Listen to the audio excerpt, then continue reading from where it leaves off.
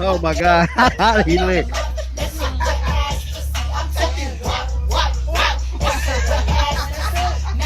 Oh my God, guys. So this is the Indiana Fever locker room right now. Let me see some, CC. Caitlin Hit him Clark. with something. CC is in rehab, they said. Never knew what I was missing. This is so gonna be copyrighted, bro. The Indiana Fever locker room erupted in celebration following their stunning championship victory, capturing one of the most memorable moments in recent WNBA history. Players demonstrated pure joy and excitement as they processed their unexpected triumph against heavily favored opponents. Team members gathered in the locker room sharing music, dancing, and engaging directly with fans through live social media coverage. The atmosphere reflected genuine surprise and elation as players celebrated what many considered an improbable championship run. Minnesota Lynx, because they, what did they use to say? Dominate the Fever to win the Commissioner's Cup. Lo and behold, they had no idea, because they don't watch the games over there, that the Indiana Fever were beating the Minnesota Lynx for 80% of this game. So I'm not sure at what point they thought this would be a good idea to roll this out, but the Indiana Fever go up 9-6 early in the first quarter. Caitlin Clark appeared prominently throughout the celebration footage, participating enthusiastically in team festivities while maintaining her characteristic energy and connection with teammates. Her presence energized the entire group as they processed their remarkable achievement. The celebration included traditional championship rituals, with players drinking from the trophy and sharing moments of pure jubilation. Team chemistry was evident as veterans and rookies alike participated equally in the festivities, demonstrating the unity that contributed to their success. Hey, get it, Sid? Me. Smash that like button, Let's bro. spit. Smash that like button for your boy John the Liquidator, man. This is live footage from the Indiana Fever locker room. Oh, Shout out wait. to Sydney Colton, Is that bro. my friend Jada? Yeah, everybody's like, move, Caitlin. Social media integration played a significant role in the celebration, with players actively responding to fan comments and requests during live coverage. This direct interaction created an unprecedented level of fan engagement during championship festivities. Musical selections during the celebration reflected the diverse backgrounds and preferences of team members, with players taking requests from online audiences and creating an impromptu party atmosphere within the locker room setting. The Minnesota Lynx go on a 12-0 run, taking the lead. So maybe this is when they, the Fever, the Lynx dominate the Fever to win the, maybe that's when they thought it was a good idea, but they didn't realize that Stephanie White called a timeout after that, and the Indiana Fever went on a 14-0 run themselves, took the lead, and didn't look back from that point on. This wasn't the prettiest game, this wasn't the most exciting game, but this was a game that Post-game interviews captured the magnitude of the achievement from player perspectives. Head coach Stephanie White's motto of "pressure is a privilege" was referenced as players discussed their mindset entering what many considered hostile territory against defending champions. Team leaders emphasized their preparation and confidence despite widespread predictions favoring their opponents. Players credited their game plan execution and ability to respond to momentum shifts throughout the contest as key factors in their victory. She's like, I'm back outside. That's my type of nigga. Let me stop. Let me get up. Smash that like button, smash that like button, man. It's 900 people. Hold on, bro.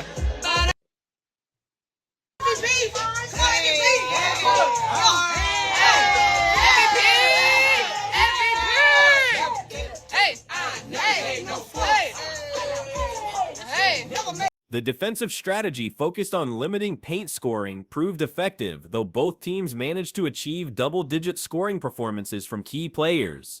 Fourth quarter execution became crucial as the Fever capitalized on strategic adjustments. Player interviews revealed the team's belief in their capabilities despite external skepticism. Religious faith and team unity were cited as sources of strength during challenging moments throughout the championship run. a lot of people wrote the Indiana Fever off. Without Caitlin Clark, a lot of people said the Indiana Fever have absolutely no chance. I thought it was going to take Kelsey Mitchell to go off for 40. That's the type of effort I thought was going to be needed for this team to win the Commissioner's Cup. I thought AB was going to need to have a 30-15 game. Little did I know, neither of that would occur. Natasha Howard has Prize money distribution became a lighthearted topic during post-game discussions, with players maintaining humor and perspective about their financial windfall while focusing primarily on the competitive achievement itself. Media coverage leading up to the game had overwhelmingly favored the opposing team, creating additional motivation for Fever players who felt disrespected by predictions and analysis. This underdog status appeared to galvanize the team's preparation and performance. ESPN's pregame coverage received particular criticism for its pessimistic projections regarding Indiana's chances. The network's apparent lack of faith in the Fever's capabilities became a rallying point for both players and supporters. They lit too.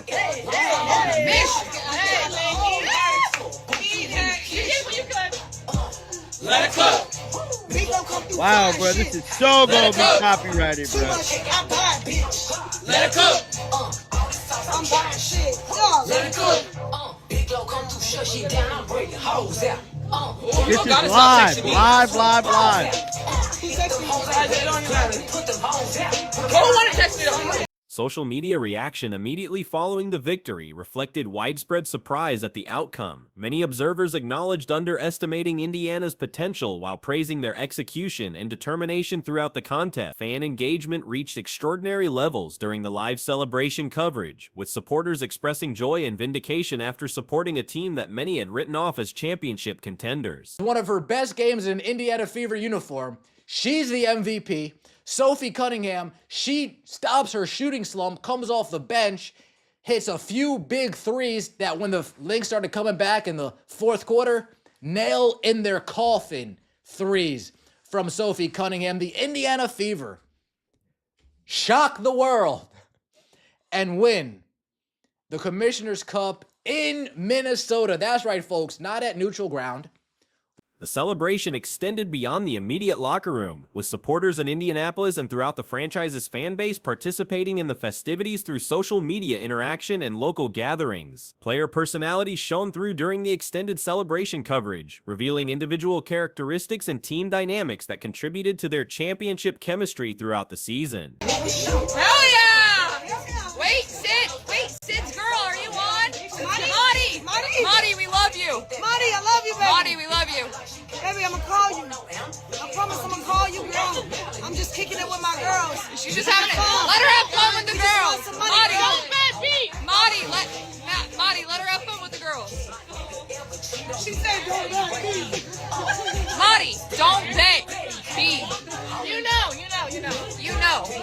Veteran leadership proved crucial during both the game and celebration, with experienced players providing guidance while allowing younger teammates to express their joy freely and authentically. The championship victory represented vindication for organizational decisions and player development strategies that had been questioned throughout the season by media and analysts. Strategic adjustments made during the contest demonstrated coaching excellence and player adaptability under pressure. The team's ability to execute game plans while making real-time modifications proved decisive. We went into the Lynx den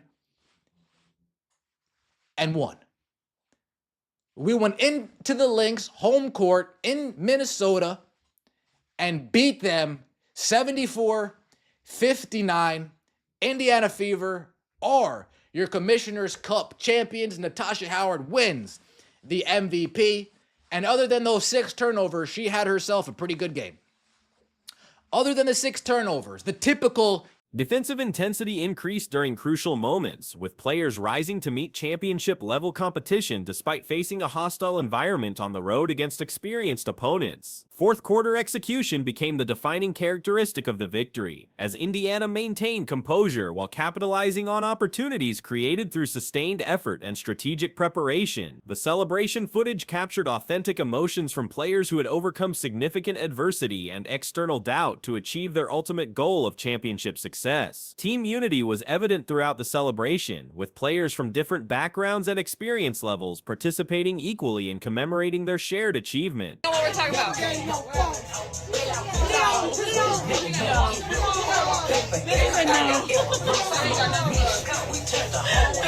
Hey, look who took over Sydney's Instagram. Us three.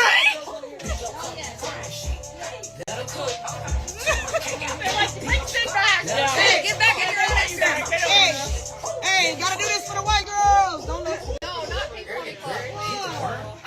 Something else.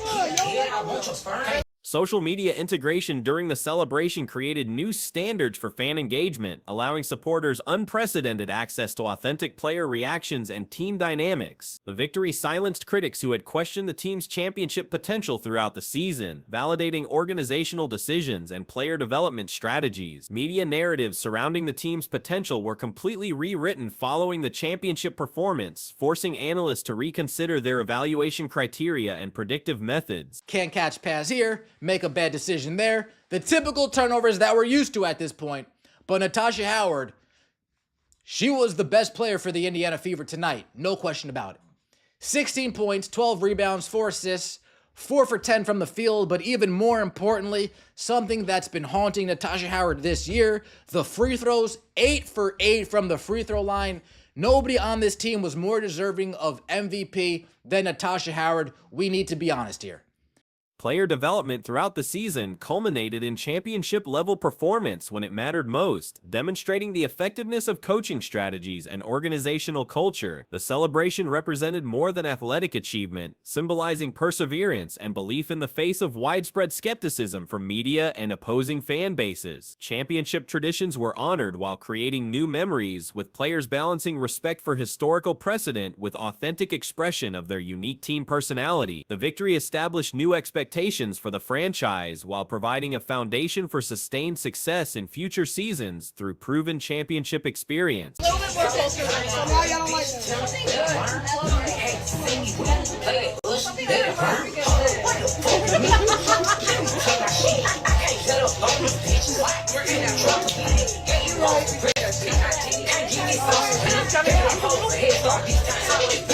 Hey, what song y'all want to hear? Comment songs. Comment songs.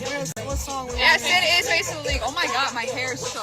I love Pink Pony Club. I don't get The Indiana Fever has captured the Commissioner's Cup championship, silencing critics who previously dismissed Caitlin Clark's accomplishments by claiming she lacked major titles. This victory eliminates one of the most frequent arguments used to diminish her impact on professional basketball. ESPN's coverage preparation revealed significant editorial misjudgment when the network prematurely published content suggesting Minnesota Lynx dominance and Commissioner's Cup victory. The premature article titled "Lynx Dominate Fever to Win Commissioner Cup" demonstrated poor game monitoring and hasty content creation by media personnel.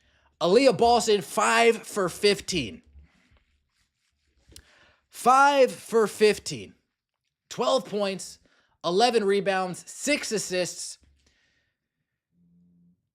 Aaliyah Boston was unable to move Nafisa Collier in the first half, and let me tell you why. Because she refused to use her body to move her out the way. She refuses to use her physicality to her advantage.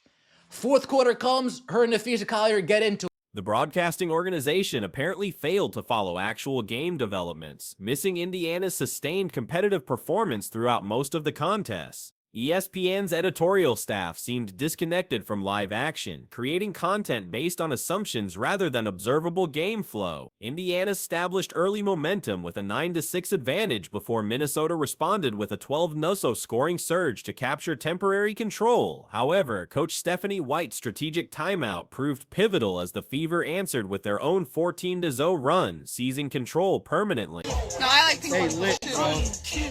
They lit. This is live coverage, bro. But y'all want, I'm trying to be inclusive. This and is give so y'all- gonna be copyrighted, bro. Not for the white girls. Come on. Hot to go. No, absolutely Bruno not. Mars. No. Not Bruno Mars. They look. I like this so much because they're actually talking to the fans. This girl went back to when you was born, bitch. Before she was. Get it out. The contest lacked aesthetic appeal and entertainment value, but provided meaningful validation for a franchise many observers had written off without Clark's participation. Predictions suggested Indiana would require extraordinary individual performances, particularly from Kelsey Mitchell, scoring 40 points, or Aaliyah Boston achieving 30 points and 15 rebounds. Instead, unexpected contributors emerged as decisive factors. Natasha Howard delivered one of her finest performances in an Indiana uniform, earning MVP recognition through consistent play across multiple statistical categories. Sophie Cunningham broke her shooting struggles, providing crucial bench scoring with timely three-point shooting during Minnesota's fourth-quarter comeback attempts. Good. Ben, why is that? Aaliyah Boston decided to use her physicality, use her body, use her caboose, and say, you know what? I am bigger than Nafisa Collier. Let me just really get up in her and let her feel this so I can get a clear shot at the rim. Nafisa Collier, she wasn't happy about it. And Aaliyah Boston, she was okay with Nafisa Collier not being happy about it because she didn't go anywhere. She stood right there, stood her ground. The Fever shocked basketball observers by winning on the road in Minneapolis, defeating the Lynx 74-59 on their home court rather than neutral ground. This achievement demonstrated the team's capability to compete at elite levels even without their marquee player. Howard's MVP performance included 16 points, 12 rebounds, and 4 assists on 4 of 10 field goal shooting. Her most impressive improvement came from the free throw line, where she converted all 8 attempts after struggling with foul shooting throughout the season. Despite 6 turnovers and occasional passing difficulties, Howard provided the consistent leadership Indiana needed. Boston's performance included mixed results with 12 points, 11 rebounds, and 6 assists on 5 of 15 shooting. Her early struggles against Nafisa Collier stemmed from reluctance to utilize her physical advantages, but fourth-quarter adjustments showed greater assertiveness in establishing post position.